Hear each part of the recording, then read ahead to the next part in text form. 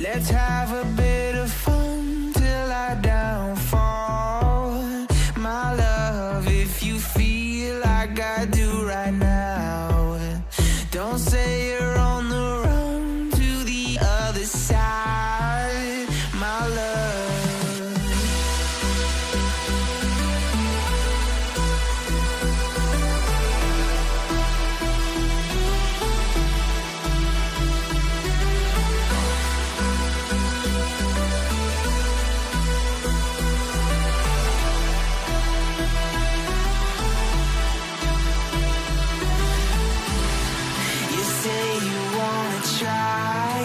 But you never do. Sugar, there's a reason why we lose. You say you wanna cry, but you never do. Sugar, there's a reason why we lose.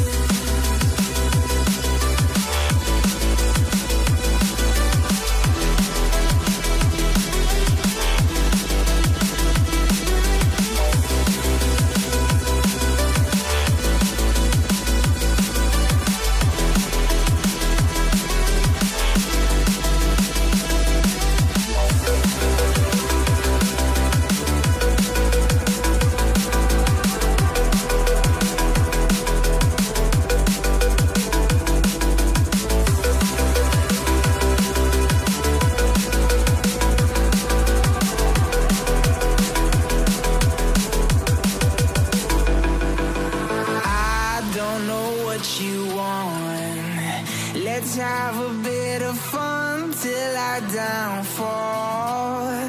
My love, if you feel like I do right now, don't say you're on the run to the other side, my love. You say you wanna try, but you never do. Sugar, there's a reason why we lose.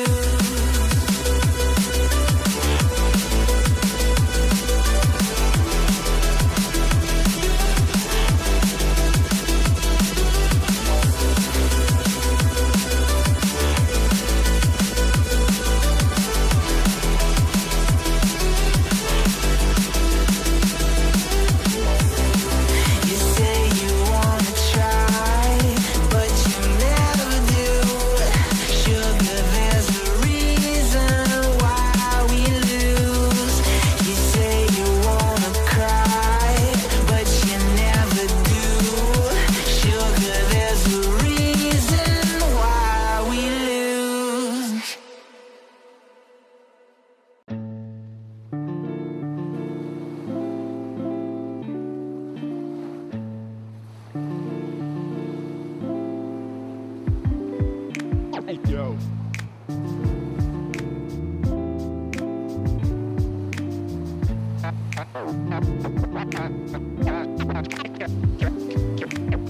Cash and the ticket is yours.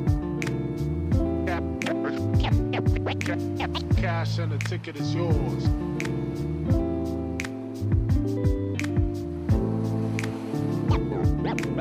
Yo.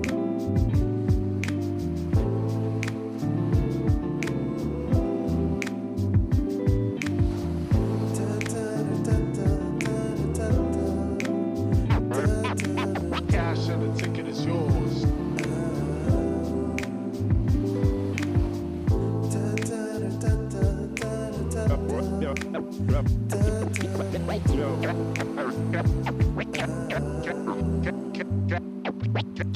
Cash and the ticket is yours.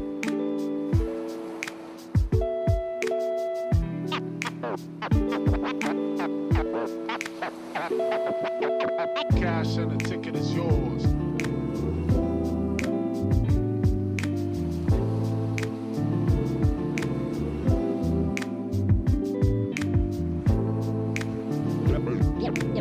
Yo.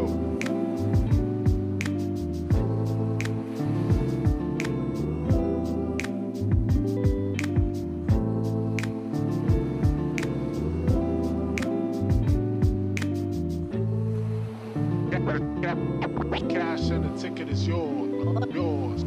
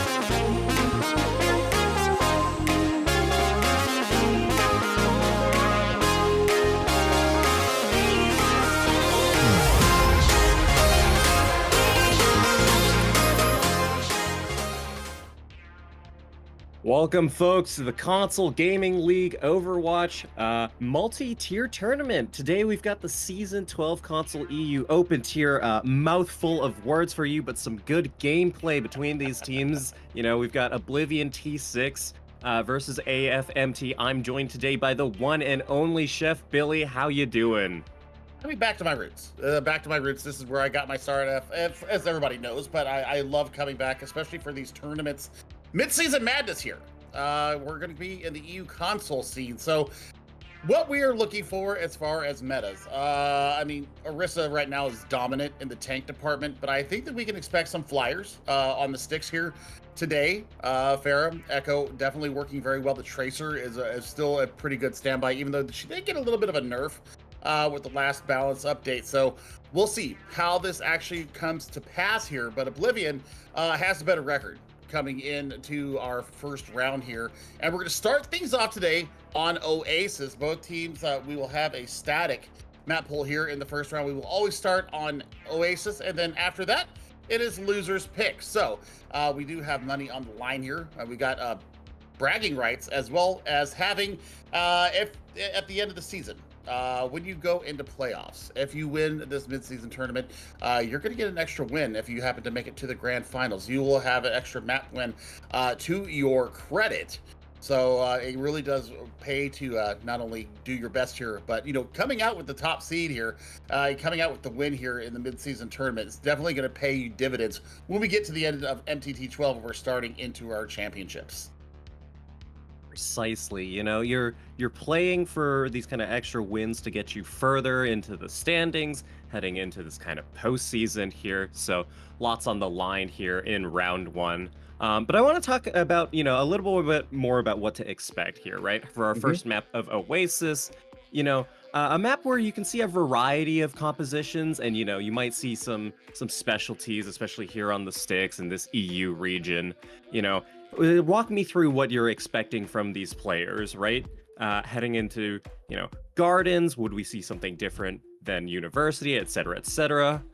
Oh yeah, I mean, compositions, gardens and city center, I would expect to see some monkey, some wrecking ball. If you're not comfortable playing those, you can run the diva or the Orisa.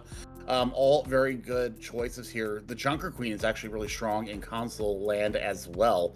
But I think that you're going to really be looking for some sustained damage. And I think that a soldier could be working very well. We were talking about it because you come from the PC land. This is where I come from.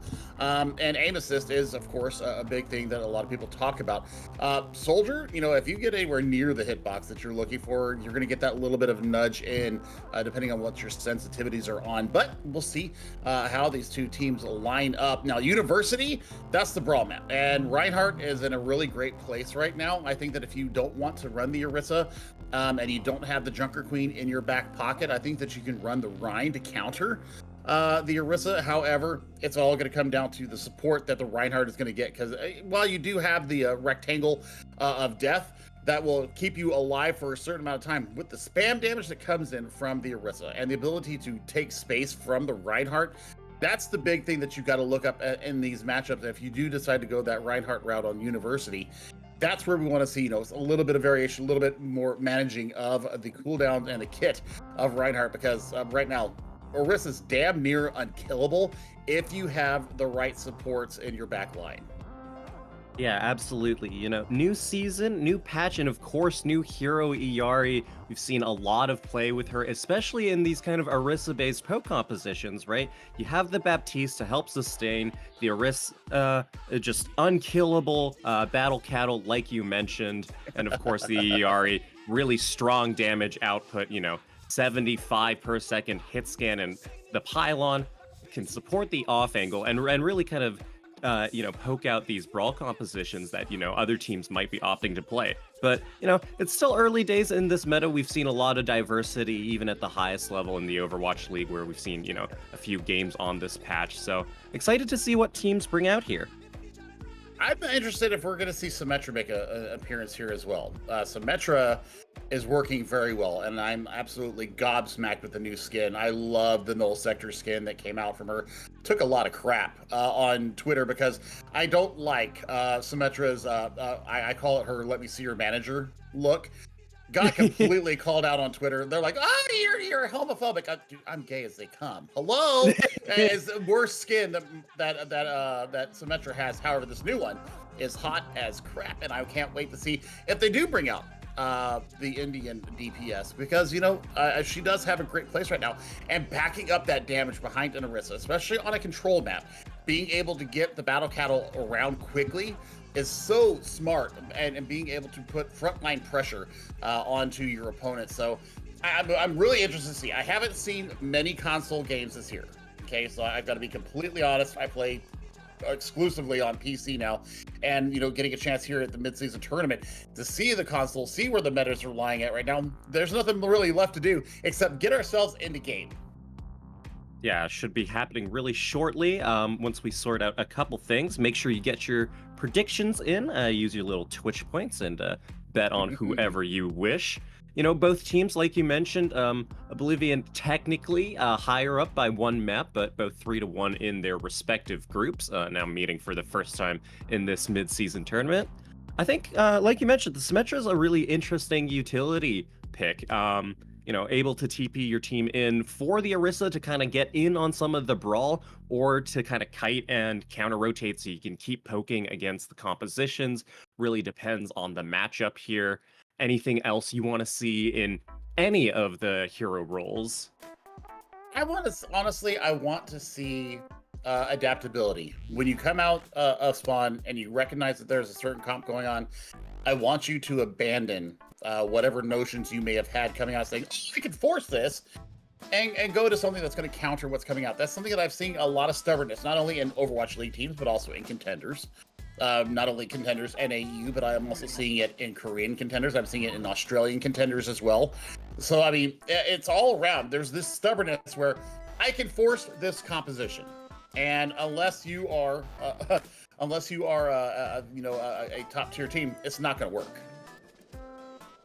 Yeah, you know, like, even in the Overwatch League, the highest level of play, we see lots of these kind of mid and lower table teams find a lot of success with different compositions, right? Those who kind of opt for the meta, not really playing their strengths, often find themselves struggling a bit. So, you know, Overwatch, a game where you can swap heroes, something so different from all the other esports titles, this adaptability and problem solving is crucial. I mean, I think that's what makes Overwatch so unique, is the ability to swap up your composition immediately. And it looks like, if I remember where I'm at right now, I think we're going to start on University here.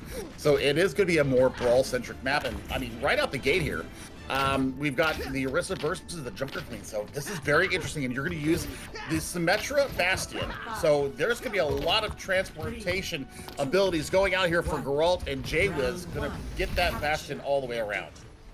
Yeah, we'll see which team is more educated on how to play this map.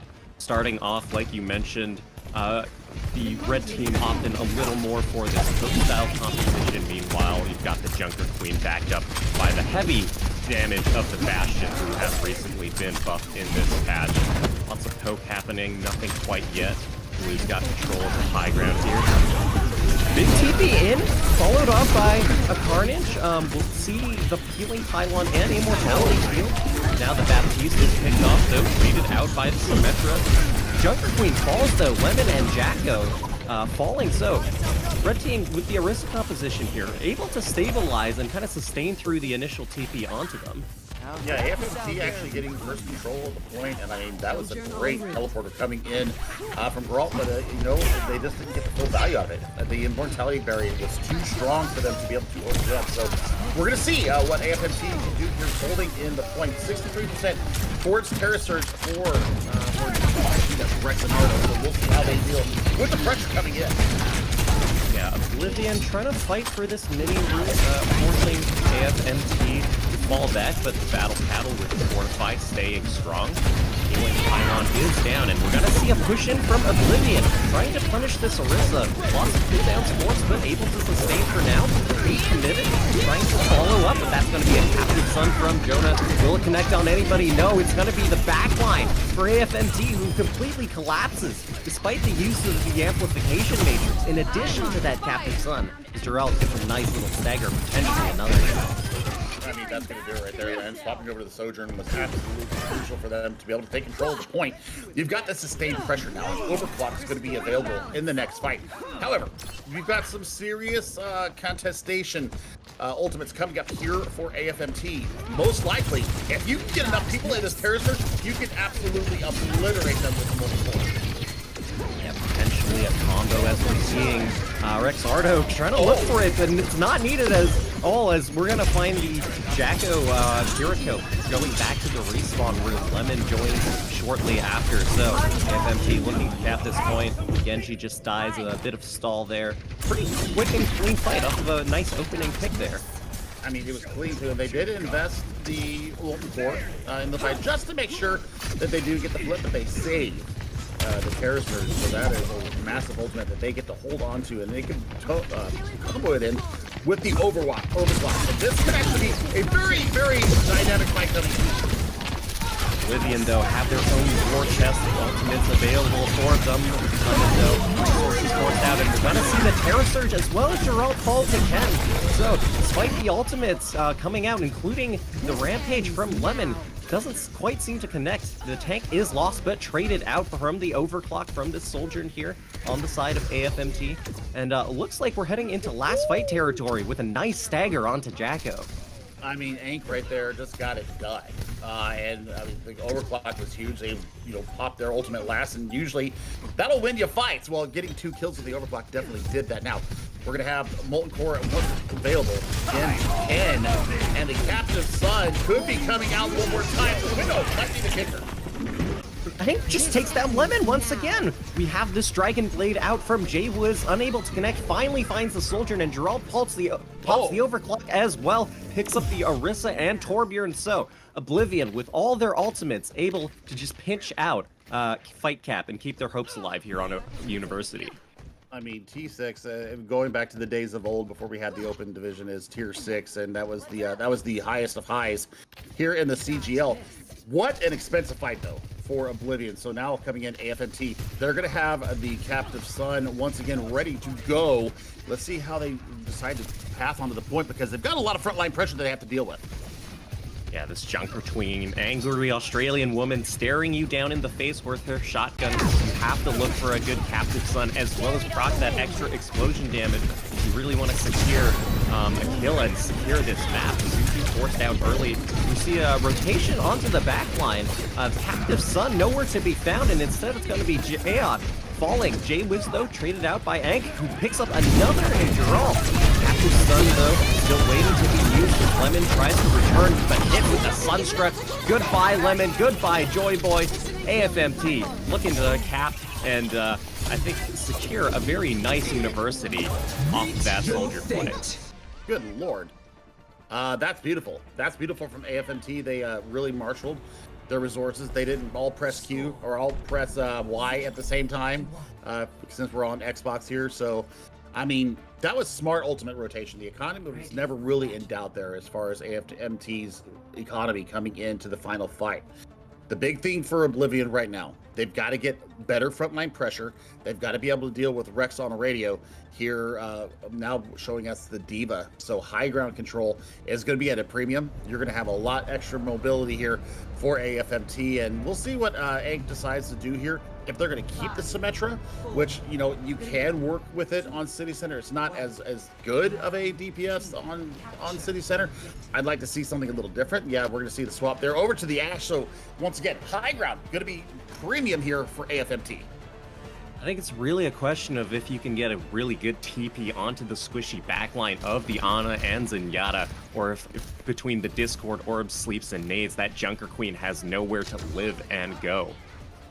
Looking like Oblivion opting to take the high ground here. AFMT, meanwhile, fighting on the coast side. I'm really interested to see how Geralt does here. Oh my god. Ken with the overclock or the overload there gets it done on the backside. Yeah, you're talking about the Zenyatta. Jonah has to swivel on the field. Yeah, and Ash is getting humped down as well by Lemon, so AFMT not going to be able to find the first cap. Fight win goes to Oblivion here. No ultimates available quite yet, though. Jacko is coming up on this amplification matrix, unfortunately falls to the Torbjorn Cheeto here, so AFMT well, I tell you now. I tell you what, Boom. I mean, it's compositional differences right now. You've got speed, you've got mobility, you've got a lot of burst damage coming out of Oblivion. And really, what do you want to see from the Zenyatta here? I mean, unless you're focusing down and you call it out on the Lemon, you're not going to get it. Yeah, it's really a question of can you poke down Lemon and sustain, try and find value before they're onto your backline, right? Jayla's falling to Jonah, and the mech gone for Rex here, who gets hit by the knife, so Some very nice mechanics here from Lemon. Hits the knife onto Ank, who's just barely able to escape with 1 HP here as well. 12 year force onto point and dueling Lemon here. Bit of interesting. I feel like it's a bit messy, sloppy here from AFMT. You know, no clean disengage despite losing numbers and staggering out, which is extremely advantageous for Oblivion, given that they're in control of the point. I mean, it's all about the sustain right now. I mean, you're looking at Zenyatta Hills and Super Hills coming out of J-Yacht, so you need to see where this nano is going to go onto. I think you've got to put it onto something on the point, because I mean, you're looking at Bob already out, no value. Yeah, you have to get the nano off, which you finally do onto the Orisa. Very nice Harris or Jasmine skill from the Orisa to deny the rampage here. Anko does pick up Geralt, although that is going to be a knife onto Ken. Rex falls to Jaywiz as well, so kind of back and forth, but in favor, I should say, of Oblivion so far. I mean, Pulse Bomb, it could be a throwaway ult. It could be something for them just to try and make space with and stop the contest station coming in.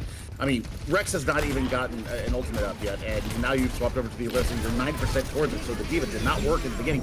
And now you're looking at Geralt popping the overclock. Overclock through the window, the one-tap rails through the amplification matrix. That's going to be a 3K, I believe, as well as the turret as a nice little cherry on top for Oblivion. And a dominant showing here on City Center, 100-0, Billy. I mean, AFMT came out with the wrong composition. They were never able to get themselves back on an equal footing here on City Center. So as we head to Gardens, I think that we see a flyer here. I would personally like to see the Echo come out here to be able to keep the choke points in check with the sticky bombs. But it looks like they're going to go for more damage, a little bit extra mobility. So J-Yacht going over to the Lucio here. And we're going to see a wholesale of swaps. We're going to see the exact same composition that came out to start with on University. Now we're bringing it to Gardens. Oblivion going with a kind of a, if it ain't broke, don't fix it approach here, as we see a TP looking to rotate through Dark Room and potentially onto high ground. AFMT looking to match, although contending with the Bastion form and damage. Oblivion recognized that they have to give up the high ground, give up the space a little, wait out those cooldowns, and look for their engage. Everybody talks about how boring of a composition this is. This is actually so much planning. Pre-fight planning has to go into your engagement here when you're going onto the point, when you're trying to contest. This is all about closing down and getting the targets. Well, that's a great trade. Trades back and forth, both Lucio's fall, but Anke on this soldier doing so much work, picks up a dry 3K, and that's gonna allow AFMT to secure the point cap here. Oblivion now have to recontest and contend with the high ground where AFMT is really strong. You know, Jaywiz on the Genji, able to contest, but not on the Symmetra, so unable to kind of throw your team up there. Lemon, you know, in danger of being kind of shut down by the Orisa Bastion here on the rotation. I mean, with Fortify, it completely negates the knife as well in the pull thereafter. So, I mean, you need to make sure that you are completely aware of what you're doing. You know, I couldn't have predicted it better. A perfect spear from Rex on a radio sends Lemon swimming with the fishes. And Lemon decides, you know, I've had enough. I'm feeling a little bit sour on this Junker Queen. Swapping over to the Orisa here, getting the mirror. But AFMT working with quite a few ultimates. I mean, we're looking for Jaywiz to get a little bit more done. Right now, they're just not getting it done on the Genji, and that is a big problem for them. That, you know, they're not able to penetrate the back line because you're looking at the peel coming in from Kin. Now they're going to try and contest the high ground. There's somebody waiting up there, waiting for the boot. You're also waiting for this Hera surge. The window comes out as well. No kills just yet, and just as I say that, Anka again on this soldier. A headshot onto Lemon's enormous square forehead. Shout out my boy Fusions. May you live forever in the tank legacy. But you know, AFMT, they're in dominant control here. You know, Oblivion have ultimates to work with, but Jayot's got the beat to respond to this blade. Looking like Jaywiz as well might be forced to touch, so unable to get a really good blade off. going to be about the artillery strike and repositioning members of Oblivion and seeing how they get out. They've got the back line. They've got a window, though, and it's going to be going down here for sure. I mean, just a perfectly timed beat from Jayot. See, here's the sound cue of the Dragon Blade and just keeps the team healthy, which allows Ankia to pop off once again with the overclock. Just clean up here for AFMT. So that should be map 1 Oasis going to them. I mean, 2-1 here, so I mean, nice back and forth action, but AFMT on this Orisa composition, especially when you've got Ankh on the Sojourn, providing that steady pressure coming in. I mean, Geralt had a fantastic map here on University with the Sojourn. Sojourn's right now in such a good place right now. The damage has been dialed back. It's in a great place. You've got the Disruptor shot. That will keep people a little bit slowed, and it'll take care of that. I mean, you've got the consistent damage coming out all the time. So I think, you know, when you're running this Orisa poke, when you're growing in and brawling in with that, you've got to have that consistent poke coming out, and that's what both Ankh and Geralt for Oblivion T6 were able to provide to both their teams. Yeah, you know, Sojourn's nice because she's kind of like a jack of all trades, right? You've got this kind of tracking damage, this SMG, just kind of consistent pressure. Of course, you have the potential for that high burst railgun. You know, you have the range to play poke, but you've also got the slide to kind of allow you to get in when your team's more in the brawl phase, or even if you want to run her with dive compositions. So, really strong hero. Interested to see what Oblivion want to go to for our next map of Hybrid. It is loser's pick, and we've got, you know, the classic Eichenwald, Hollywood, Kings Row, and Midtown in the pool here. Do you think any map in particular would favor the compositions and playstyle that we've seen Oblivion going through? I mean, they seem to prefer running the Junker Queen, don't they? So I think that you want to stay away from Midtown. I don't think that's a good map for a Junker Queen. I think Eichenwalde will be a great map for them to go to. I think Kings Row, you can definitely brawl with the Australian tank there, especially with second point.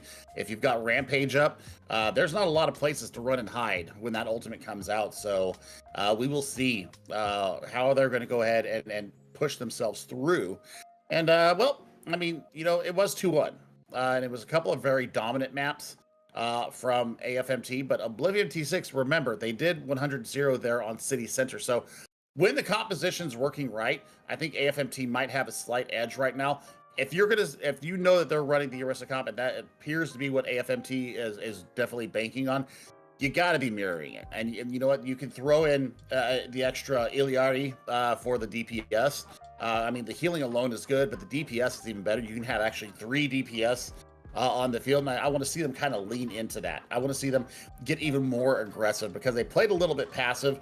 They don't seem to want to run into that mirror matchup, and that's where they're just going to get absolutely decimated time and time again if they're not willing to match what we've got coming out from AFMT. Yeah, you know, depending on the map we go to, you know, Hollywood and High Ground, Jasuntai. Thank you. Allergies. You know, I'm wondering if AFMT might show us, you know, more of this kind of dive composition that we saw glimpses of very briefly on a City Center with the Diva. You know, Eichenwald second, and you know, Hollywood really all 3 points, but especially second, kind of notorious for these literal towering structures of high ground, right? You're contending with a castle, you're contending with a building that requires an elevator to get the top of it. You know, obviously, still, you know, with the strength of Iari and the kind of poke compositions in this meta, you know, some teams opting for the Sigma on maps where the high ground is stronger. Definitely a style you can get to, but, you know, if AFMT are able to show flexibility as well, that could go a long way into securing the second map here in our first of 3 series. Sure. So map pick is in. It's going to be Eichenwalde. So we are going to look at that. And I mean, we've seen Symmetra come out here. Symmetra can work absolutely fine here on point 1. If you are a defending team, you could also use Symmetra offensively to try and get that Bastion into a position of power. And, you know, that's something that I'm going to be looking at is, are they going to be able to, you know, keep running these high burst compositions and get the full value out of it? You know, I always give control a little bit of a pass when we look at team compositions going into it. However, here in Overwatch 2, and especially now where the meta is at, Control I'm giving a lot more credence to because it's kind of a chance for them to warm up on the compositions, and then they're able to push forward through the rest of the more standard map types. So for Oblivion, they've got to match, or they've got to figure out how they're going to do it in. We've got some substitutions coming in as well. Bot is going to come in for Joy Boy, and Genji is going to come in for Wiz. And then we're also going to see Mini come in for J Yacht. So there are swaps coming in here from the AFMT team. So you know what? Maybe they have a Control team, and then they've got the rest of the map types. And you know, sometimes Control does require a different set of brain, a different set of hands on the composition. So we'll see as we get ready to head into Eichenwalde. This is going to be really, for me, comes down to being able to take space or hold space and being able to burst down your frontline pressure as they come in. Yeah, again, curious to see what the teams want to play. You know, Oblivion swapping in a couple players. Wonder if they'll still opt for that Junker Queen composition, or if they're going to show us a few other different looks. You know, you've mentioned the Rhine, the Brawl really strong on first point, a little harder to get away with on second as kind of awkward rotations either through the left stairs or through the castle. But yeah, I mean, anything else you want to see in particular to have these teams pull out here on the streets of Germany? I mean, AFMT has basically taken Winston off the table because of that Ken running that Bastion. You can't run the monkey here, and I mean, we all know that point 2 is wonderful for Winton Overwatch, and well, we'll see. We'll see how they come out. We're gonna have Oblivion coming out on the defense. We do have that Junker Queen coming out. Geralt was flashing the Echo there for a second, but has decided onto the Torbjorn. So you're going to be looking for those flanks. You know, it's almost like a silent alarm. That turret, if somebody's getting on your flank and your turret starts going off or gets destroyed, you can, you know, basically you've got free detection there for them. So for AFMT, I actually wouldn't hate to see the Pharah here because, you know, while we've got cute Genji Boy coming in here, we saw some really good Sojourn play coming out of Oblivion. So, I mean, Geralt had a fantastic Sojourn map there. They're going to have Fission with the Hanzo. They're going to have burst ability as well with the Storm Arrows coming in. So this is where AFMT is really going to earn their money. Yeah, you know, rolling out on more or less the same compositions we saw. Jacko flash the Kiriko, but opting for the Baptiste, a little more sustain for Lemon on the Junker Queen against AFMT's composition. Just giving out a bit of poke here, looking to take some angles, try to find some picks potentially with this soldier and build up the railgun. It's going to be a TP onto the high ground here, almost flipping the map, and now Oblivion kind of forced to take the corner where the attackers just were. So we're going to see point contest from Rex. Oh, Jonah, though, all right, falling to a very nice headshot railgun from Cute Boy Genji. Lemon, though, gets traded out by the Symmetra turret of all things. You kind of hate to see it. You tell your team to shoot them and nobody does, and you die consequentially. Cute Genji Boy's got another rail, looking for a pick on this flank. Connects with the Symmetra, but no dice on the kill just yet. Meanwhile, though, AFMT have just been ticking up in the points. You know, off the back of the kill on Lemon, right? Oblivion have no tank to kind of push in and fight and contest this space. AFMT are just able to cap. Oh, wow. I mean, that's a horrible stagger there as well onto Lemon's. I mean, they're already coming from spawn inside the castle. And I mean, look at Rex. Rex is just taking full aggression right now. They're not taking any sass from this Oblivion T6 team. And look at this, the Symmetra teleport gets you high ground control, or you can feint the TP and continue to push cart along the bottom here. So this is what I'm looking at. Nice shot from Geralt though. So Ken, down with the Symmetra, you don't have a TP available right in the beginning of this fight. So it's gonna take a little bit of time for them to get all the way back together. And Jacko with high ground control and the window at their back, this could be a very good holding point for Oblivion. Not the costliest pick in the world, as they were just slowly pushing card, and Lemon looking a little caught out on the low ground. Caught by the Terra Surge, manages to live for now, being supported by the team, kept nice and healthy by the supports, and that's going to be Jacko, speaking of supports, popping the amplification matrix and finding Ken, sending them back to spawn. Lemon potentially looking for a little more with a knife. but nothing quite yet. Looks like AFMT still kind of want to push this. They have the ultimates to work with. We'll see if we find an overclock here from Ank, who's been doing so much work on this soldier. It's going to be mini clearing out Lemon first. Jacko, though, trading out Ank, so overclock not quite finding the value that they were looking for. Geralt on the high ground with the storm arrows, has to contend with the Symmetra teleport, but able to pick off Mini and Ken as well.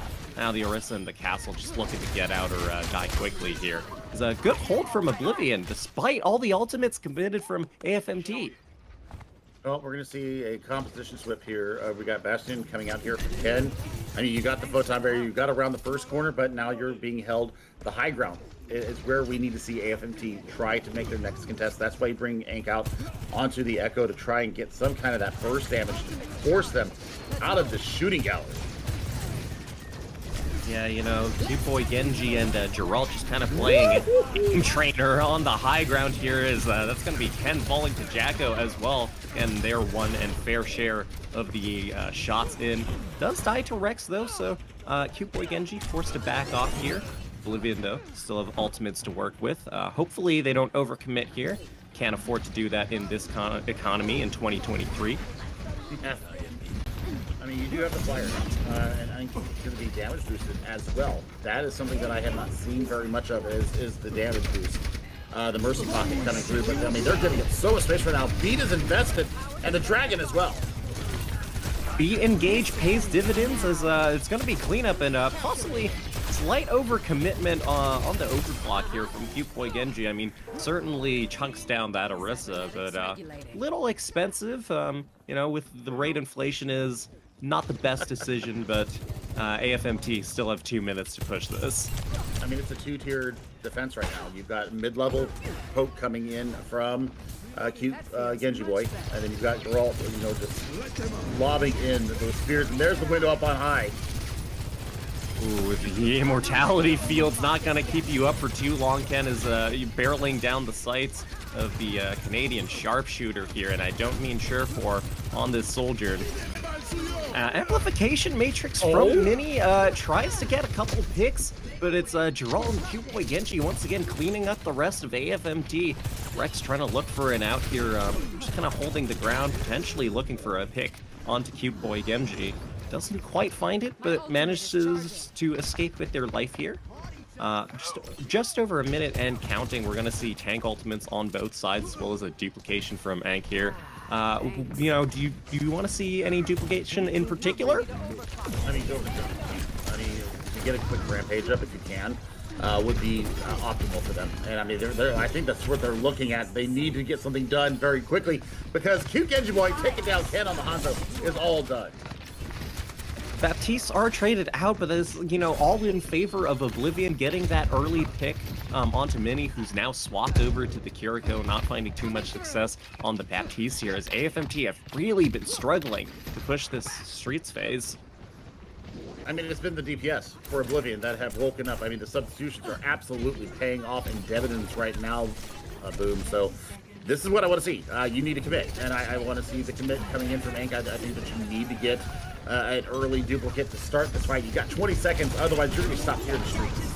I mean, it's all or nothing, and that's precisely what we see. A good zoning dragon kind of cuts off Rex from the supports, and Anti during the Terra Surge, unable to find anybody. So this is AFMT's chance to try and find something.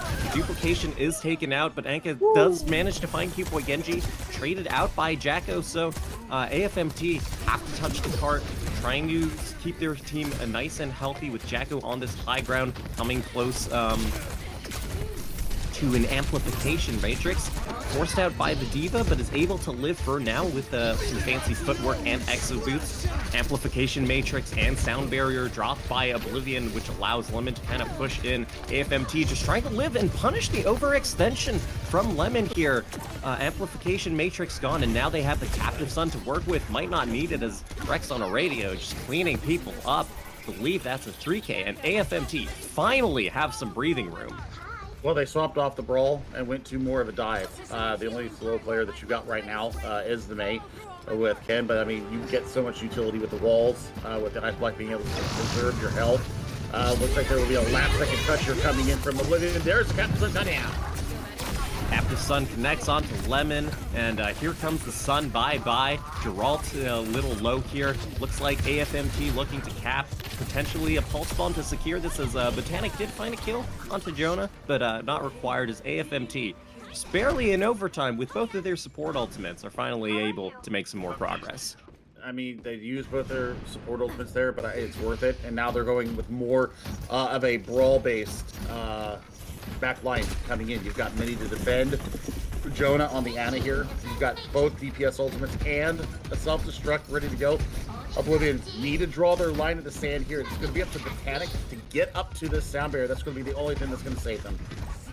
Oh, Anka trying to be really sneaky with a Pulse Bomb, a great May Wall and Anti onto Lemon. A Blizzard comes out as well. Pulse Bomb doesn't quite stick onto anybody, but Lemon does fall regardless. They still have the Rampage to work with, so they're able to stabilize here. Might be able to force it, to the very least, to overtime if they're going to allow a cap at all. Last second contest comes in from the Lucio. We see a C9! The Lucio kind of forced off by the Diva boop, and that's going to be AFMT capping with 35 seconds. You'd hate to see it, Billy, but it's a staple of Overwatch. Any touchers in chat? Anybody? You know, payload, touch, please? Yeah, no? Team? Point? I mean, it was up to Geralt or Botanic to be able to touch there. Because you did have Lemon coming out of spawn with the Rampage ready to go. I mean, even if you do decide to deploy it, it has to be at a short range. You are only probably going to pick up 1 or 2 with it, but I mean, you can focus it down. But, man, somebody dropped the spaghetti there. But we'll move on, as now Oblivion is going to get their chance to tackle point A here in Eichenwalde. AFMT did get stalled so hard there in the streets phase of Germany here. So, man, I mean, what could have been? Once they swapped over to that Diva composition, once they went with more mobility, they were able to swarm and surround and pincher down AFM or Oblivion. That's why they get the second point. That's why they get the third point. That they just went with more mobility than I think Oblivion was really looking to deal with. Now, for AFMT defensively, they've got all the hallmarks other than having Ken out here on the Junkrat, which I do not hate at all. Spam damage left and right. Also the ability to trap people and get a quick assassination onto them. That's where we're going to see this first fight really break down. It's when you see Ken and company being able to just lay in with the spam. Yeah, Ken and company with the spam, but it's gonna be Mini falling first to a damage-boosted headshot. Some precise fire from Q-Boy Genji. As I say that, though, return from a little less precise fire from the Junkrat mines of Ken. Oblivion really just forced themselves onto point here. AFMT trying to look for a recontest, but everybody's too low. So it's just gonna be a really quick, essentially 6-minute cap onto A here for Oblivion. Potentially looking to see if they can catch anybody out and stagger. I mean, Q Genji Boy, substitution coming in, getting the work done here for Oblivion. Now it's all about getting this charged rail shot up and seeing if you can find a quick assassination. Early window ready to go for Jacko. Early window will potentially come out, although we see res and kill from Botanic here. So potentially AFMT could commit an ultimate to try and stabilize, especially when you lose Anka here. But it's going to be Oblivion using the window, committing in this kind of awkward corridor here. You see a Captive Sun onto Lemon. Not sure the explosion was quite triggered. Is dueling Geralt and finding the headshots, though. So AFMT just kind of stalling at the gates here. Riptire does come out from Ken. Gets shot by Q-Boy Genji. Very nice. Wouldn't call it a pick per se, but certainly quite helpful in this team fight. Terra Surges available on both sides. It's going to be Rex opting to pop it first.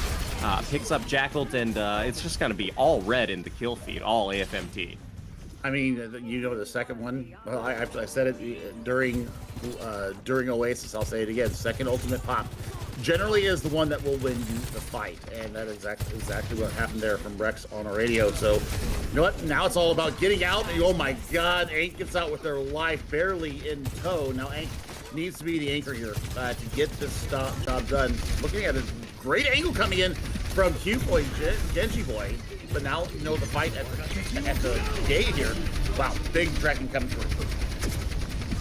Yeah, AFMT are pretty split here. A nice little off angle from Oblivion. Cute Boy Genji being occupied by the Mercy. Opts to slide up into the castle.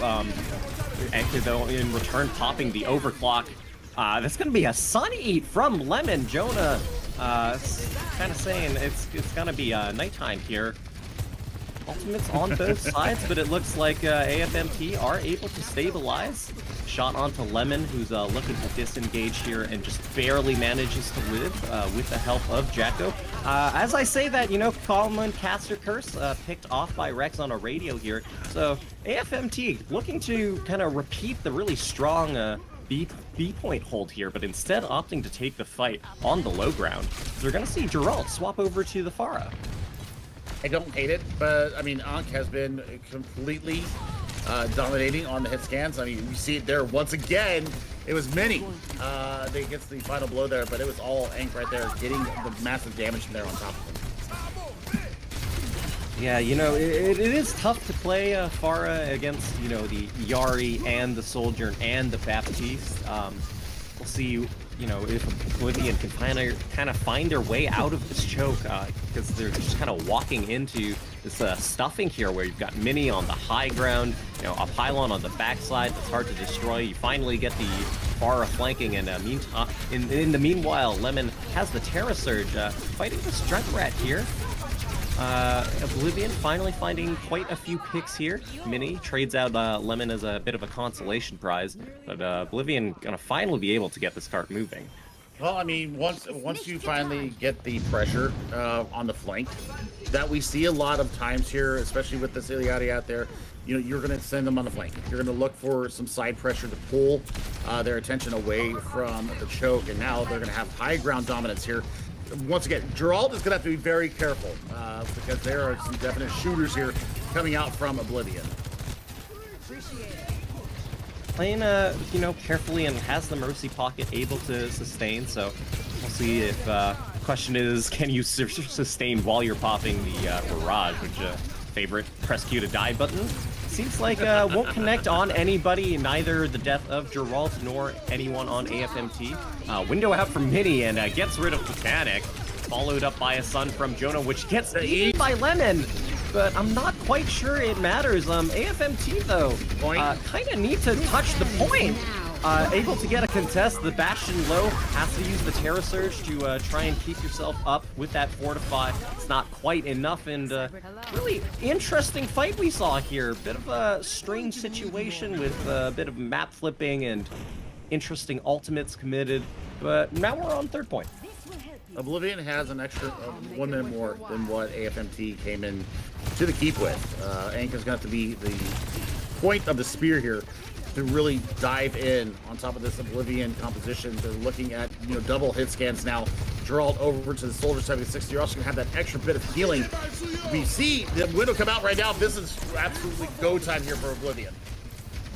Yeah, Oblivion really looking to push their ultimate and time advantage. It's going to be on Ankh with the overclock to try and stop their onslaught. We're finally going to see Ankh pop the overclock, but instantly die to Cute Boy Genji. The Terra Surge doesn't quite connect on anybody, but puts a lot of pressure on AFMT here.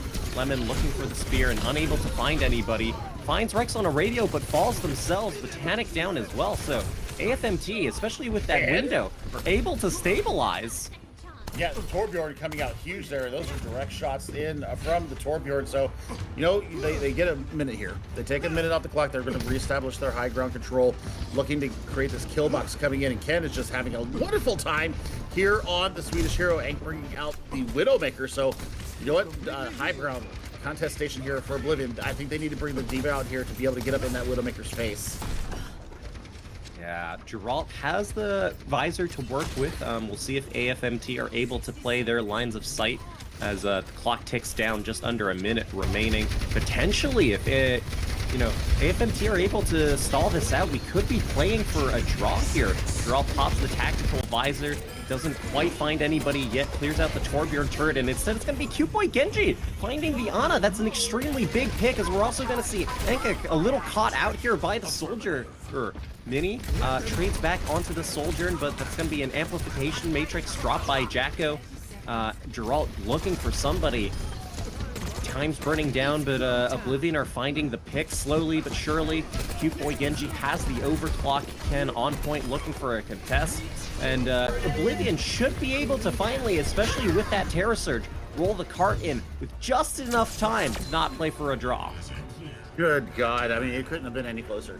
It could not have been any closer. There's 35 seconds separating the two teams here. So, or 22 seconds, I'm sorry. Separating the two teams. So this is going to be, a mad dash for Oblivion to try and get any kind of point progress. AFMT, if they, play like they did first point, I mean, both teams had some pretty abysmal A points here in their defensive stands of Eichenwald. So for Oblivion, you know what? I didn't hate the Pharah. The Pharah actually got some value once they were able to commit resources, once they were able to make that flank stick. They really did have a better time of it once they got going on the composition. Now, it's all going to come down to what do they want to run here? And do AFMT bring out the Torbjorn again? I say yes. Here, I think that you can get a lot of value with it. You can also bring out the Soldier and have even more consistent damage, but we're actually going to see the Bastion come out defensively for AFMT. They've got 18 seconds to get themselves to the point. So, for AFMT, I mean, they're going to be looking for, point presence. They can try and meet them up close. They don't have the res on the board. Botanic is going to have that res ability. They'll have one here in the minute, maybe two. So if there's an early pick coming in from AFMT, you can get them right back into the fight. I think it's really going to be, who can get an early pick, right? Between Cute Boy Genji, Anka, and Geralt. Maybe Ken can catch somebody off guard and melt them. Headshot onto the Orisa won't quite be the pick you need, but instead, you find Ken. That's enormous for Oblivion here. Geralt, though, is traded out. A nice little spear from Rex on a radio. Cute Boy Genji has the full charge rail, trying to find somebody in their crosshairs here. Losing the charge, though, as we speak, and so is Oblivion on their time bank. AFMT, despite losing that initial pick onto Ken, able to hold here. Geralt finally finds Ink. We're going to see Oblivion slowly march onto point. Have to worry about the Bastion in the turret form on the flank, but Cute Boy Genji on the Soldier doing work. Hello? Picks up two. Yep, that's it. That's a done fight, and you're going to get stagger kills out here as well if Cute Boy Genji decides to go even more aggressive. 43 health and a dream, but now we're into overtime. So you cannot leave this payload for much more than a couple of seconds, and obviously, as we all know, the longer the overtime runs, the faster that wick is going to burn. So for Oblivion, they've got the window up first. This is going to be a great space taker here for Oblivion. Yeah, I'd like to see, an early Valkyrie as well, potentially, to try and, but that's precisely what we'll see. Try and just buy them space because, we don't want to see any team struggle to push through this choke. AFMT, though, are working with their own Terra Surge and Window very shortly, so see which team can come out on top here. Windows from both sides, but that's going to be the Terra Surge picking up Cute Boy Genji. Captive Sun as well as the Bastion artillery fire. It's everything under the sun from AFMT, and that's going to be Oblivion wiped from Eichenwald here. A good first little push, on their first attack round was off of that Symmetra TP, this time off of Cute Boy Genji. All said and done, I think you have to be pretty happy with that. Swapping sides here, AFMT on the attack. Now they have to worry about even capping the point first, much less getting a little bit of push past it. I mean, for Oblivion, I would have loved to see Cute Genji Boy go off on a flank with Botanic in tow. And I know that they popped the Valkyrie. I know they had the damage boost going on. But at that point, knowing that you were going to have the standoff at the OK Corral right underneath where the gate opens, throwing Cute Genji Boy over on a flank with a damage boost could have completely opened up that fight to them, gotten them even more cart progress. So, win condition here for AFMT. They've only got 22 extra seconds. So what we saw from Oblivion, that's 2 defenses in a row that they completely blew up there on A point here in Eichenwalde. So AFMT needs to have a repeat of what they saw or what they did to Oblivion's defense. And then they just need to get, 27.10 meters, and they will take map 2 and put themselves on match point. Yeah, we'll see if Oblivion will have the initiative that they kind of lack there, despite having the early ultimate advantage. AFMT, though, opting for the Symmetra, potentially, a repeat of what we saw earlier, a bit of deja vu, TP onto the high ground and flip the map. Potentially scouted out, though, by Oblivion. Might be opting to kind of rotate to the back of point here. Railgun for Cute Boy Genji, looking for somebody other than the Orisa. Time burning down as we're hitting the under-minute mark here for AFMT. Sim TP, but that's an enormous spin from Lemon, catching the Ana off guard and isolated, unable to take the TP. Now it's all on Oblivion to collapse on the rest of AFMT. We're struggling without their Ana. They have the, as Rex just died, I guess they want to reset off the map. Yep. You're down your Ana. You don't want to be caught out and staggered in this 5v4. So one fight to take here is a really nice play from Lemon. Lemon completely blew up the Symmetra strat there, just keeping the Idioti from taking it. And now, we do see more mobility coming out here from AFMT. You're also going to have the burst damage down from Ken on this Symmetra. They need to be able to get on top of the point. They've got 10 seconds to do it. It's going to be a bit of an awkward touch as the team is still rotating to try and help you and support you. It should be the Diva. Rex, though, hit by the spear and the javelin spin. And just absolutely carrying these overtime defenses for Oblivion. And that's going to allow this match to go 1-1 here on Eichenwalde. Come on. Come on, man. You got to know that the spin and the javelin spear is going to come out there from Lemon, and they just got completely stymied there. Here's a beautiful window here in the overtime, or I'm sorry, on a push there for AFMT. So, man, I tell you what, this is turning out to be quite an interesting series here, Boom, as we are now tied heading into our first break. Folks, we're going to come back with our next map type. It is Loser's Pick. It's going to be AFMT choosing our map. We'll be back with you in just a few minutes.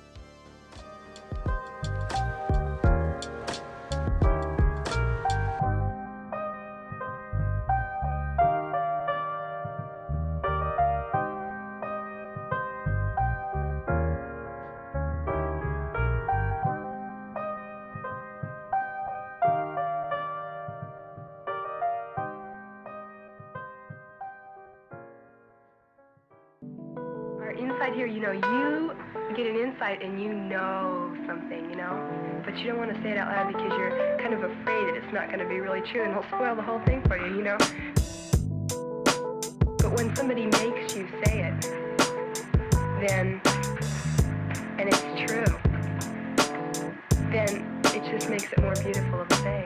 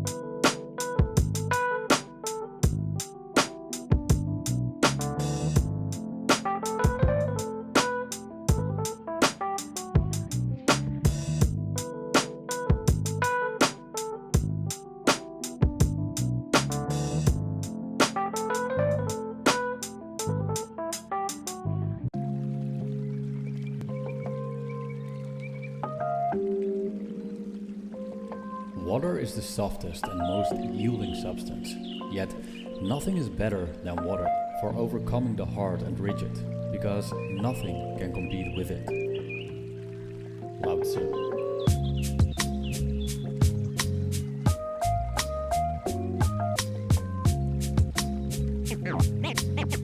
straight new wave.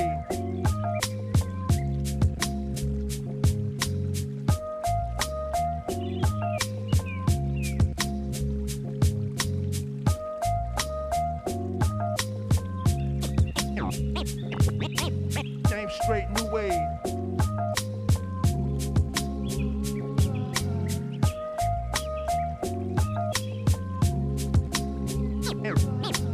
Name straight new wave.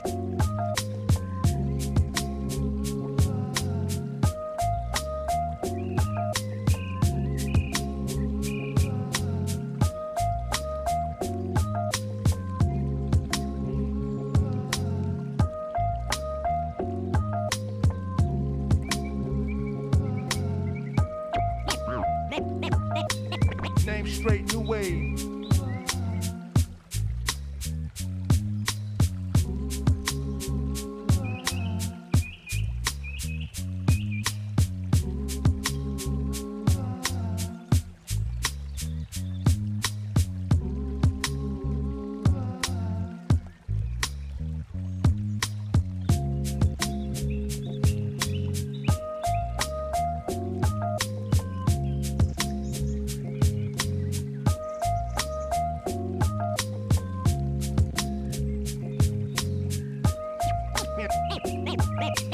Name straight new wave.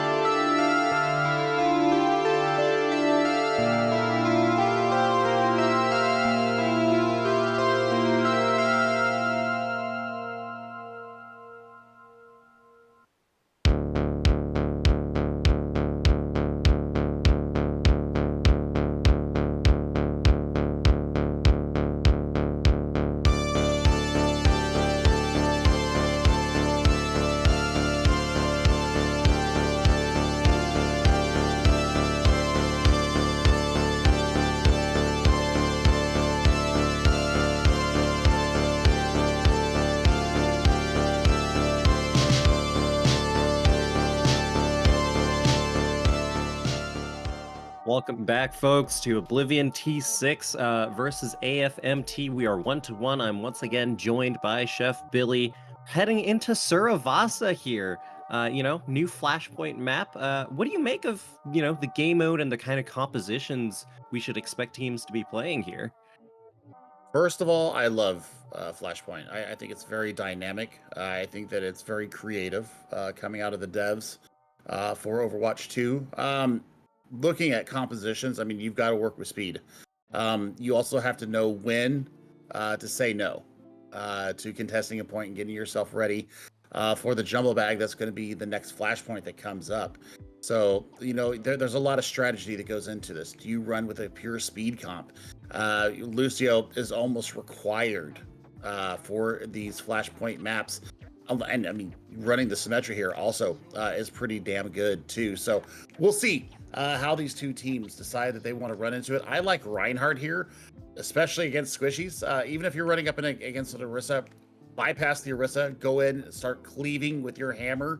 You can get a lot of value done with it. So, we will always start on market here in Suravasa. So we've got Garden, Palace, Temple, and Ruins will be the other 4 flashpoints. And looking at the adaptability that's come out so far, Boom, I'm liking AFMT a little bit more in that department. They're willing to run different heroes. We saw some good adaptability come through again, though, for Oblivion.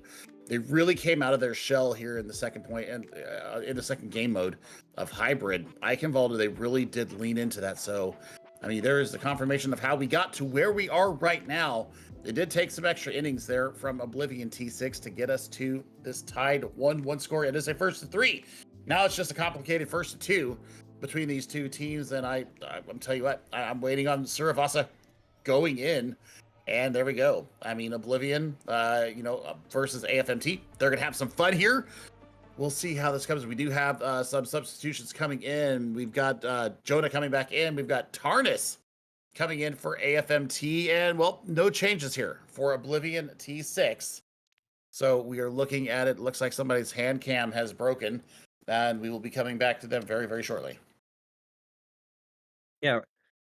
Really interested to see what compositions. I agree that Lucio is kind of mandatory here on a Flashpoint. I mean, it's in the name of the game, right? It's flashy, it's quick, and you, like you said, you have to be smart about when you disengage, because the point ticks up so quickly that you have to recognize when you're unable to meaningfully make a contest, and you have to just try and fight for the next Flashpoint, right? Like you said, it's a very dynamic and fast game mode that, I think favors kind of quicker based compositions, whether that's the dive that we've seen from some teams. I've seen a lot of teams opt for Junker Queen based compositions, run that Kiriko Lucio, just kind of run it down onto the enemy backline, clear them out, etc., etc. Which, we saw, the Baptiste variant of that from Oblivion T6 quite a lot throughout that series. Well, we'll see. We'll see actually how this works.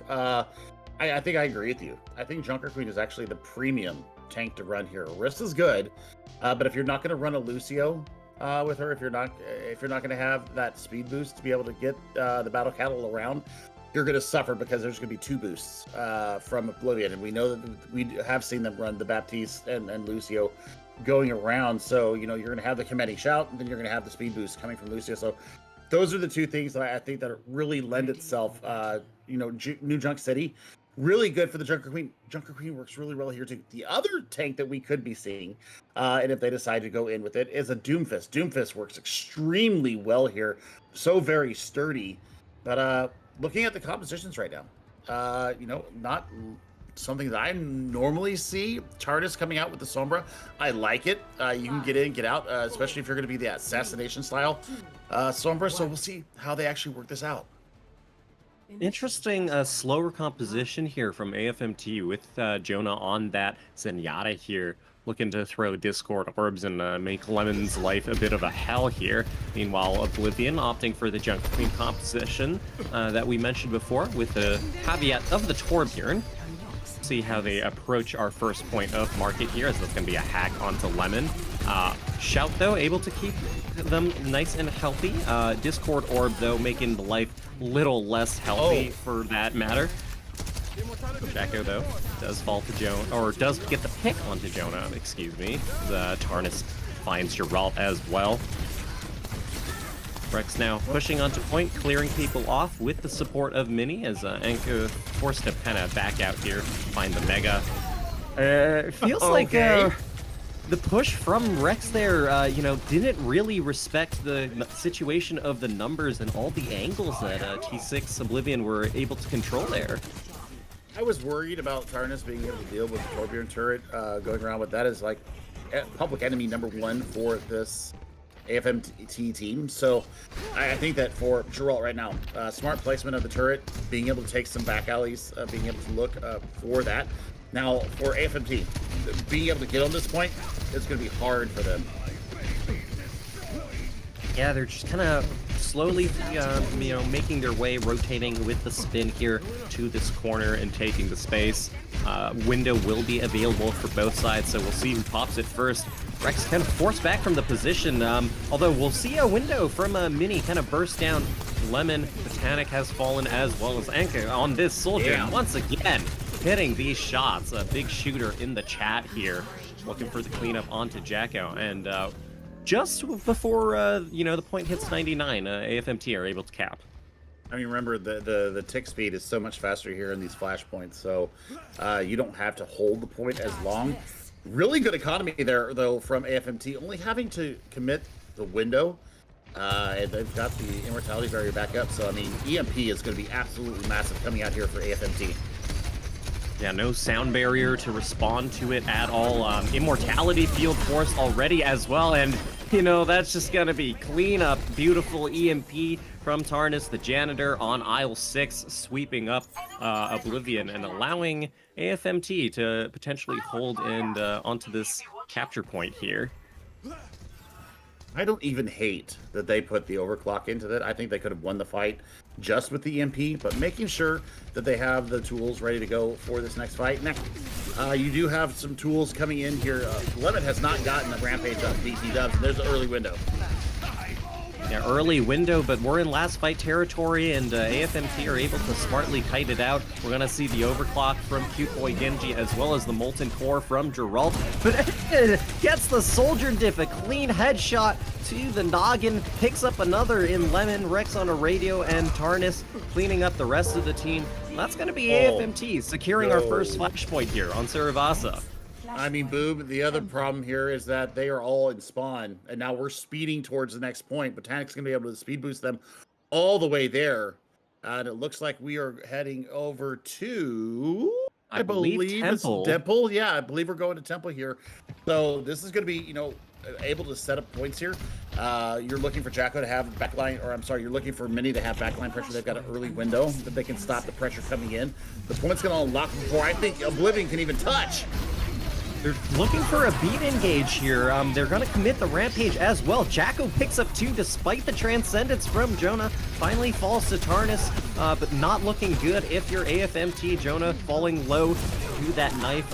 Tarnis as well. Couple trades here from AFMT, but Oblivion, you know, able to just kind of yeet themselves with the help of that sound barrier from Botanic, in addition to, you know, using the Symmetra teleport to kind of make their rotation faster. Beautiful, beautiful recognition of the composition that AFMT is running right now. I like that Cute Genji Boy has gone back over to the Sojourn. Now we've got Geralt here on to the Symmetra. So now you've got point presence. You've got turret, which is going to give you early visibility and also slowing effects. So, I mean, you've got the photon barrier as well. Everything coming in should be lining up for Oblivion. Yeah, especially the headshot and crosshair, or sorry, body shot and a crosshair lining up for Cute Boy Genji here. They've got the Symmetra wall to work with, but probably don't need it, as Jonah and Rex on our radio find themselves joining their teammates in the spawn rooms. EMP is going to be available for AFMT, but it's going to be hard to touch with how fast this point takes up. This is the point where I said, Boom, that you either, yeah, I'm going to go ahead and contest, or nah, I'm just going to go and try and set myself up on the next point. It looks like it's going to be Palace If I see where everybody's starting to rotate, yeah, we're starting to move that way. So if I get the head down view, we can tell where they're actually going. And it is actually going to be Palace coming up next. So this is going to be where I think the two teams have to really make their move and get themselves into proper contestation. Is it going to be Palace or is it going to be Ruins? It looks like it's actually going to be Ruins for our next map. Yeah, you know, Tarnis had a beautiful EMP that helped them secure their first flashpoint, so we'll see if they can repeat the success here. Oblivion, though, they've got the Symmetra Wall and Amplification Matrix, two ultimates which do kind of just get shut down by the EMP, so all a question of if they're able to sustain and what Tarnis can find here. Forced out a little early, but regardless, Lemon dies to Javelin Spin from Rex on a radio, of all things. Not quite too sure what happened. I don't think they were sent off the side of the map, but, you know, without your tank, that has to be a first cap for AFMT. The fact that they have 2 DPS ultimates here for Oblivion, they weren't able to take the point. That really shows you why you need to have speedy options to be able to contest the point and be able to hold a point. So now, I mean, you've got, you know, the EMP and the Terror Surge. I mean, you've got so many tools here for AFMT to hold the point and take themselves to map point. We're gonna see a Terra Surge from Rex on a radio, gets the Immortality field out. Oblivion have lots of ultimates, and Cute Boy Genji finds Tarnis first. It's gonna be AFMT finding the picks, as we see in the kill feed here. A nice little spear onto Botanic. Cute Boy Genji still commits the overclock on 1 HP. I feel a bit of a questionable decision, as we're gonna see Rex on a radio just absolutely shut down Oblivion. Now, once again, potentially last fight territory if Oblivion can even get a touch, and Tarnis still has the EMP to work with. I mean, what is your goal here? I think that you hold the EMP until the next fight and combine it with your support ultimates. I mean, EMP into a with a Kitsune Rush behind it, you can get some serious damage done. But remember, Geralt still has this photon barrier. They haven't let loose with it yet. I think this could actually really deny what AFMT want to do here on the on our 4th flashpoint. Yeah, we'll see where we're heading into, as looks like we're going to be fighting on Garden. Oblivion set themselves on point first with that Symmetra and her turrets. AFMT, though, meanwhile looking for an in, but won't be able to find one, as many falls to Cute Boy and Genji. Amplification Matrix popped as well, but no picks, just the capture point here for Oblivion. I think that the window is more of a stall. Oh my God, Lemon with the assassination. Hello. Somebody check their controller. Good God, that was dirty. Poor Jonah didn't have anywhere to go, and I mean Gracie is getting all the work done. So they're gonna have not only the upcoming Rampage, but they've got sound barrier. I think Botanic has to be very judicious when they hit the Y button here, because you can get it canceled out by this Tarnis EMP that still hasn't been let loose. They're still just gonna engage with EMP, but I'm unable to find anybody, and instead it's gonna be Tarnis with the EMP, finding people.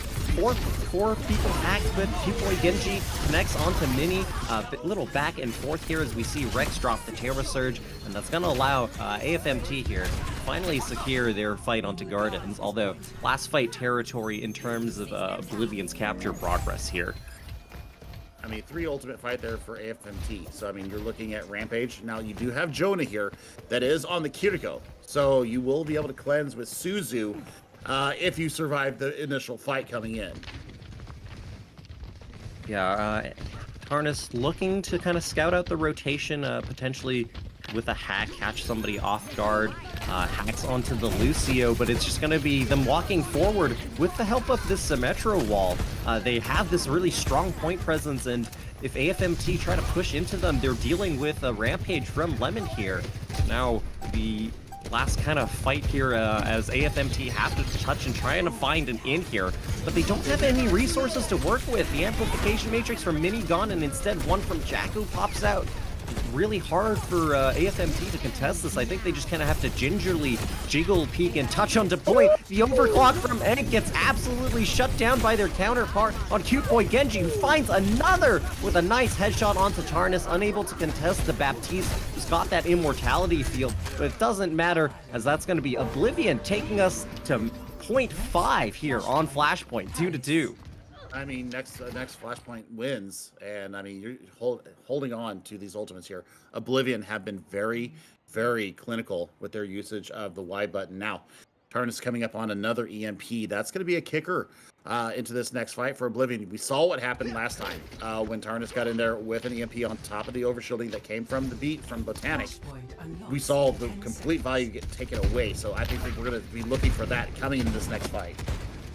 Oblivion reached the point first and are able to set their entire team off of the high ground, but, you know, both teams have to eventually step down to contest, and AFMT's composition allows heroes to do that who, you know, have a little more options to return to safety. Oblivion not quite so lucky, although they do have the overclock and rampage to work with. It's going to be a pick onto Jacko, though, from Tarnus. So you see the rampage from Lemon. I'm not sure if it connected on anybody or if it was just a really nice Suzy here from Jonah. And off of that, AFMT, especially with the Terror Surge, should be able to secure our first capture here. I mean, ain't coming out on the Tracer. We haven't seen that since map number 1. Ain't automatically getting just kill after kill.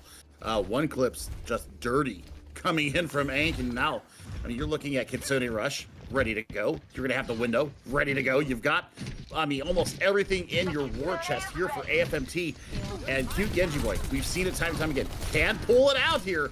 Botanic onto the, it's gone to the brig. So, I mean, you're looking for a little bit more frontline protection here for Jacko. Oh, this is really bad for AFMT. I mean, you get the pick onto Geralt, as well as the stick, so Caster Curse once again. You know, the EMP wasn't quite ready to be set up, but the rest of the team pulling up and finding the picks here. So AFMT looking very healthy, especially now that they still have the EMP to work with. Potentially a stagger onto Lemon as well. Just barely able to live with that 4-5 last second, but it's last fight territory, and you're looking into a Kitsune Rush and EMP here. I mean, this is going to set somebody up for the push map coming up. Somebody's going to be on match point here. Boom, and I mean, Genji is starting to turn the fight. Nice overclock start. Yeah, we've seen Cute Boy Genji do it again, time and time, with this Soldier, and whether that's just, you know, shutting down the enemy clock with just your own dry railgun, or here with the overclock, finding the crucial pick that allows Oblivion T6 to stay alive in Suravasa here. See how AFMT want to reapproach this heading into the ultimates of Oblivion. I mean, they've still got the EMP, and they've still got the Kitsune Rush ready to go. So, I mean, they have it open, but the big EMP comes through.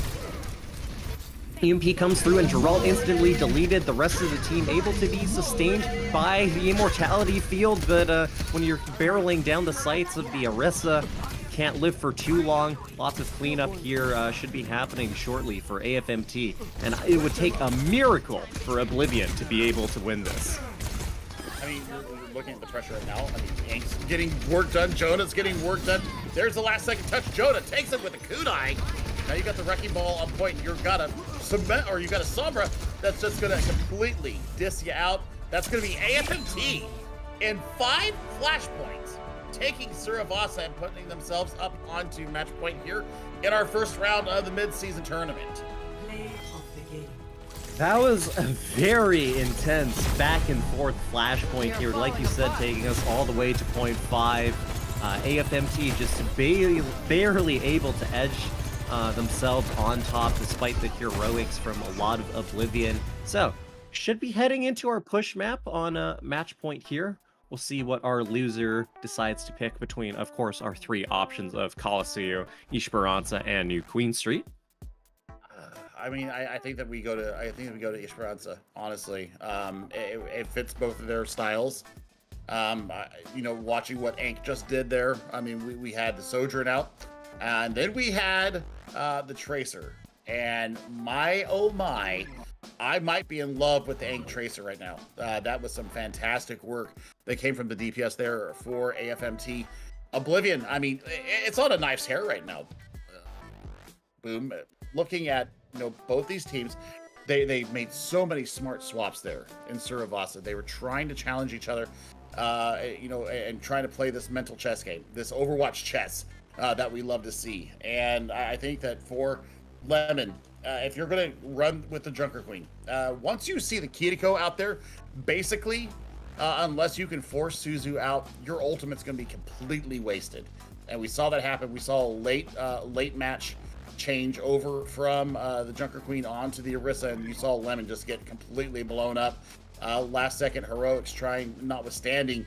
I mean, Lemon looks great on the Junker Queen. I want to make that point as well. You know, I mean, completely assassinated Jonah a couple times, made them look just completely foolish. And you know, they had the backing behind them. I think that if you're going to run into that, I think that you have to be very cognizant of being able to take the point and being able to, you know, force and draw these cooldowns out of the opposition before you go in with your Y. But you know what? It is what it is. Oblivion right now looking down the precipice of not making it into the second round. And I mean, you know, early season form and both teams 3-1. So somebody's going to lose here.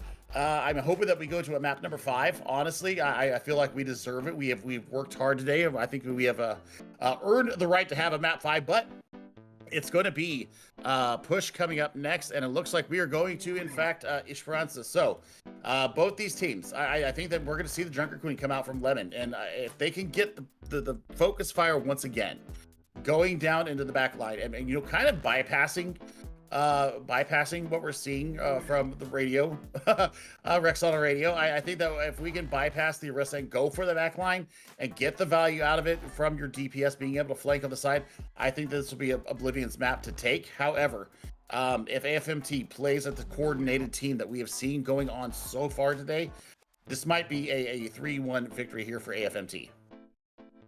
Yeah, it is single elimination in our, you know, mid-season tournament here. So Oblivion fighting for their chances to get, you know, match advantages heading into the postseason. A couple of substitutions coming in. Jwiz will be coming back for the Oblivion DPS, and Careless on the side of AFMT will also be matching the DPS role here on Esperanza.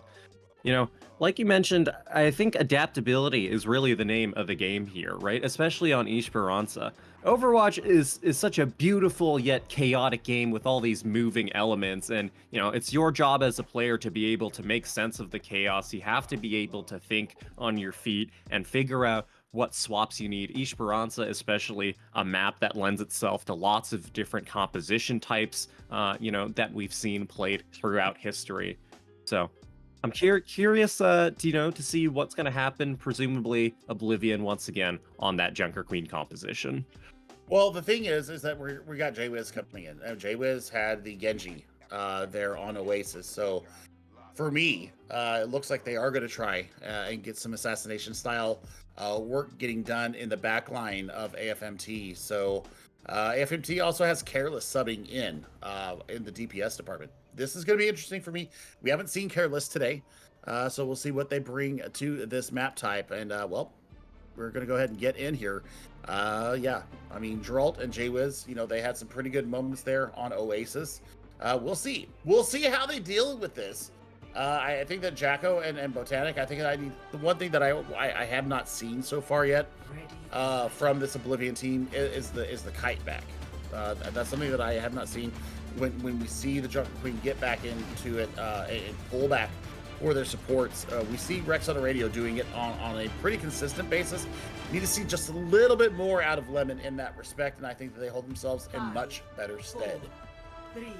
We also haven't seen these compositions out from either teams yet, in terms of having this Kiriko. Oblivion have, you know, opted for the Baptiste throughout their play here, I think, for the most part.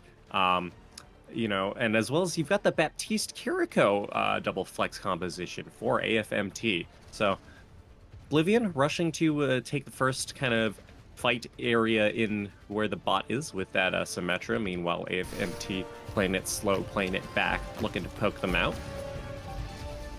We will see what Ain't gets done, because we saw the Tracer there. Tracer was absolutely filthy.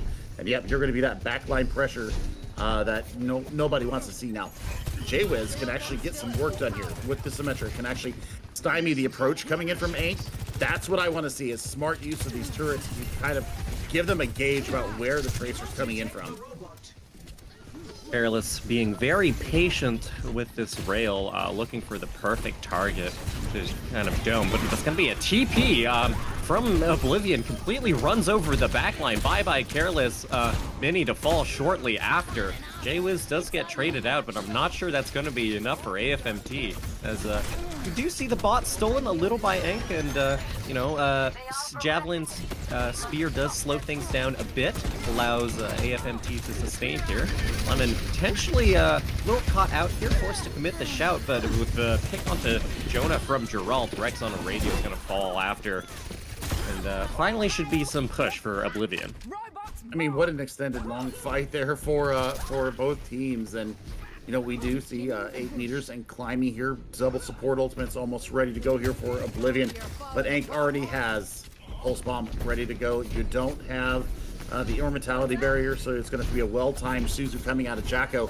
Geralt almost has Overclock as well. So Overclock versus Pulse Bomb. Let's see who wins out. Yeah, we're gonna see Oblivion just kind of engage with a shout here, coming up on this Kitsune rush. Won't quite need it, as that's both supports gone. Pulse Bomb does find Enk though, so Geralt decides to pop the overclock, cleans up Rex on a radio, looking for Careless. Just needs to find the cleanup, and Jacko helps out with the final blow there.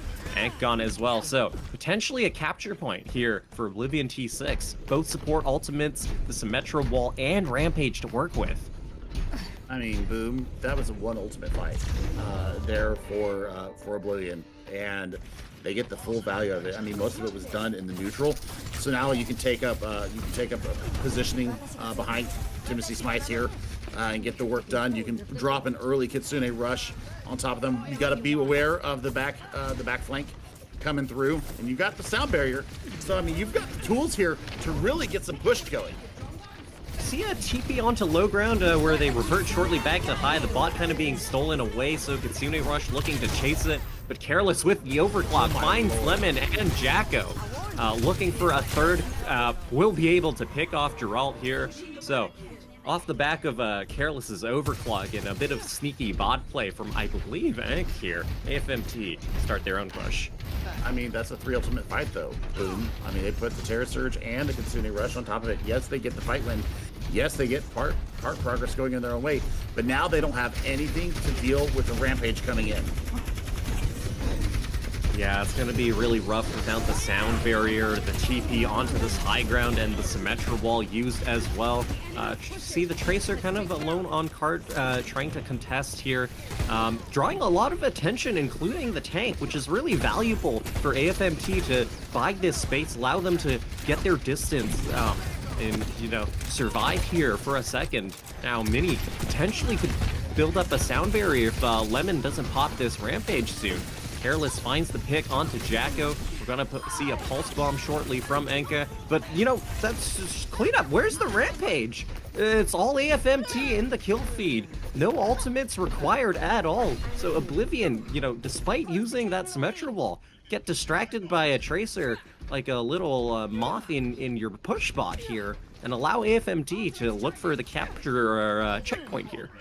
Can we talk about the Super Sub Careless coming in here, getting 3Ks, getting massive overclock wins? They're going to go ahead and match this point. Well, I say that. We see Lemmy coming in. This has got to be where the Rampage comes out right here, right now.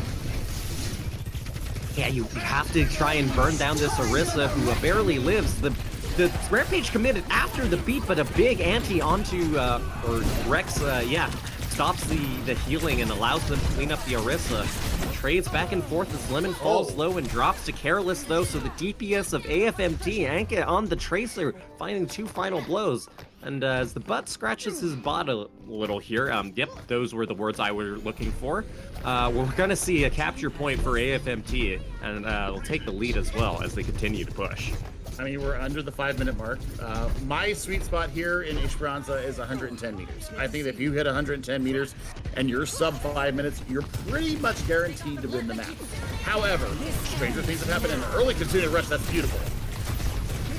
Yeah, Kitsune Rush, Terra Surge, and Overclock doesn't quite connect, and it's gonna be Jaywiz on the Torb, and Geralt followed up with the Overclock that manages to take AFMT out, so no 110 meters for them, and no ultimates to work with as well. Just on the back of the overclock alone, provided so much pressure, they completely countered the Kitsune rush out from Jonah. They were trying to be a little bit sneaky, and they just did not get the work done. They were not expecting Geralt to come out with fire in their eyes and taking that fight win. Yeah, you also got a shout out J-Wiz on the Torbjorn, really wizard dude, if you will, finding those picks here. We're gonna see AFMT swap over on this D.Va and well as kind of take the bot here. So fight in this bridge area. Support ultimates available for Oblivion, but a pulse bomb kills Geralt. Lemon probably not too long for this world either. Kitsune and Sound Barrier committed, so it's gonna allow AFMT to sustain the Molten Core as well. Doesn't find anybody, but the Carnage from Lemon does. Looking to build that Rampage as well, potentially, if needed. Dealing with a pesky little Tracer in the backline who, you know, shouldn't be able to stay for too long. It's quite a long contest here on the bot, though, for Oblivion. You know, not allowing them to find this checkpoint quite yet. Geralt finally picks up the Soldier and onto Careless, and Anka falling low. Wow, I mean, Lemon winning out against the Tracer, you don't normally see that. No pause here for Timothy Spy, so we're looking for Ank to get back into the fight. This is going to be the lead being taken back over from Oblivion. They do have Rampage ready to go as well. And speaking of Rampage, it's going to be connecting on a couple, but the Sound Barrier from Mini connects on even more. Not too lucky themselves, though, as both Lucios are traded out. Careless does find J-Wiz, and Jonah finds Geralt as well. So, AFMT do get the lead here, but still 2.5 minutes remaining. They didn't give up the lead. That is incredible, because they were going into a 5v3 situation, and the Rampage came out and hit everybody. What a Suzu that came out from Jonah there. They have their Kitsune rush. They now have forward spawns or they take away the Oblivion forward spawns. So this is actually going to be a broken fight coming in from Oblivion. FMT, if they're smart, they get in early, pop an early Careless overclock, and see what kind of meters they can get.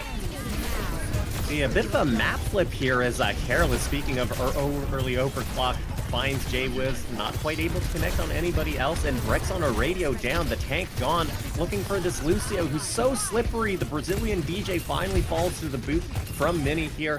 AFMT looking like they're coming out on top for this fight here. Potentially, you know, we're pushing past the nice mark of 69 meters and counting, so Oblivion on the back foot here. I mean, Ank and Careless are carrying right now. What an early pick. Hello, Careless. Super Sub strikes once again. They're going to have Pulse Bomb into this next fight. Jacko's going to be able to counter back with a Kitsune rush. They need to get this bot into their favor. 70 seconds and counting. Boom. This is starting to look like last fight. You cannot be carelessly peeking when you're playing against Ank, and Careless on this Soldier, and a beautiful stick onto Geralt is going to allow AFMT to keep pushing their meterage and lead growing. Oblivion have the ultimates to work with, but they have to make them count. They cannot dump all 5 of them here, or it's over for their economy and Esperanza. I mean, it's pretty much over the way it is. They just need to be very smart. I would disengage right here, but they're going to go ahead and hit the beat. Oh, the beat doesn't quite keep J-Wiz alive. The Rampage does clean up AFMT. As we see the Mech and Careless gone. Geralt is traded out, so a bit of a back and forth here, and it's actually going to be Jacko and Botanic. Some supportal combat here, finding the picks. This is looking extremely rough if you're, or sorry, it's looking all right if you're AFMT. I mean, you don't quite completely shut them down, but you know, you get so many ultimates out of Oblivion. I mean, this pulls us into overtime. So, I mean, this is going to be the final fight. How we go into this next fight, I mean, you're looking at Molten Core. That gives you a lot of space, but both your support ultimates just burned in the fight just to retake the bot back over. Careless has been huge on the Sojourn. We're looking for them to get absolutely crazy with it. Yeah, has the overclock, pops it, looking for the connections. Oblivion are respecting, but they can't run that far from the bot, especially with the Kitsune rush. Molten Core onto point.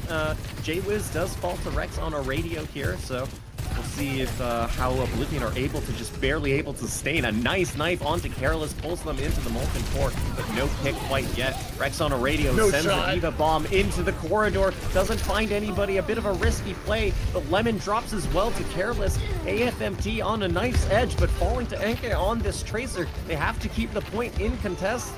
But they're unable to find any picks of their own, so it's got to be AFMT securing Esperanza, securing the match, and moving on in our mid-season tournament here. Oh man, what a final fight! What a final fight!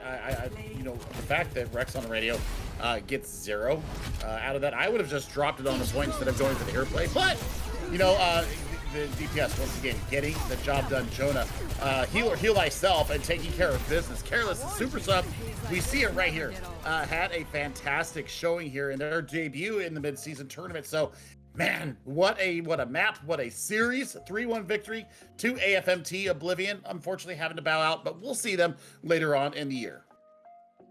Yeah, we'll see them later on. However, obviously AFMT able to move up in this bracket and face off of Kaba Kachao. You know, scoreline does say 3-1, but I think it was a really close game that we're able to watch here today. So, you know, you got to shout out Oblivion T6 for putting up a really good fight here, giving us an entertaining match to watch. I believe that's going to be all for the two of us now, as well as the broadcast, but we should be back in a couple hours with a match of, I believe, Bonsai Buddies versus Yikes, featuring the one and only Zebra himself. Don't miss us. We'll catch you soon. Bye-bye, guys.